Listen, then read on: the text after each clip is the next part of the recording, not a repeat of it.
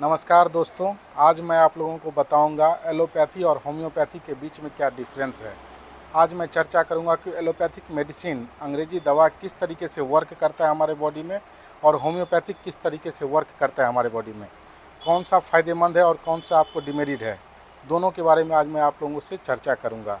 Allopathic medicine जो है आपको मटेरियलिस्टिक कॉज है, जैसे गॉल ब्लाडर में स्टोन हो गया, उसके लिए ज़्यादातर उपयोग है कि आप सर्जरी करवा लें। वो आपको सर्जरी पॉइंट ऑफ व्यू से एलोपैथिक मेडिसिन बहुत ही बढ़िया कारगर आपके लिए काम करेगा।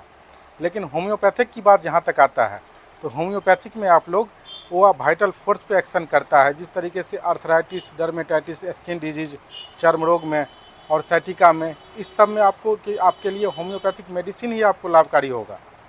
इसीलिए जब भी आप लोग अगर इलाज करवाएं तो होम्योपैथिक से ही आप लोग ज़्यादातर इलाज करवाने की कोशिश करें, क्योंकि अंग्रेजी दवा क्या करता है कि अगर आप इस सब प्रॉब्लम में, चर्म रोग में, गठिया में, साइटिका में आप इलाज करवाएंगे तो तब तक ही आपके लिए आराम रहेगा, जब तक कि आप उनका मेडिसिन आप ले रहे हैं।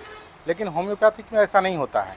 जब आप होम्योपैथिक मेडिसिन लेंगे तो नो डाउट कुछ देर के लिए आपको हो सकता है एग्रावेशन करेगा, समस्याओं को बढ़ा देगा, लेकिन जब आप कंटिन्यू करेंगे तो वो धीरे धीरे आपको डिक्लाइन कर देगा, घटा देगा बीमारी को और जड़ से ख़त्म कर देता है। लेकिन अंग्रेजी दवा में क्या होता है कि अंग्रेजी दवा जब आप लेंगे और कंटिन्यू 3 महीना, 5 महीना, 1 साल तक लगातार आप यूज आपके बॉडी में वो दवा जाएगा तो आपके लीवर और किडनी को ज़्यादा इफेक्ट करता है।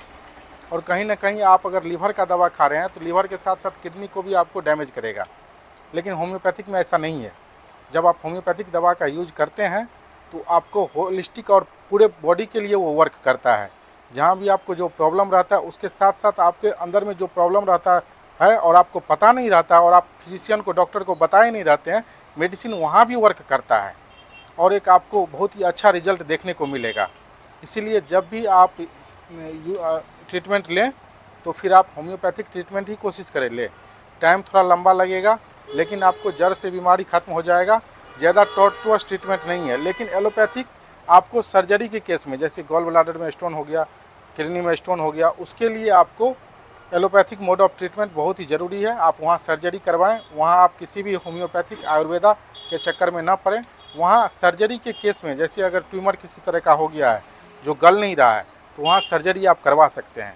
वहाँ ज़रूरी है, वहाँ पे कोई भी मेडिसिन काम नहीं करेगा, चाहे एलोपैथिक हो, होम्योपैथिक हो, वहाँ सर्जरी ही सिर्फ काम आएगा आपको। इसीलिए सबका अपना अपना एक दायरा है काम करने का। एलोपैथिक हो, होम्योपैथिक हो, सबका अपना एक दायरा है काम करने का। वो अपने दायरे के अंदर में ही काम कर सकता है।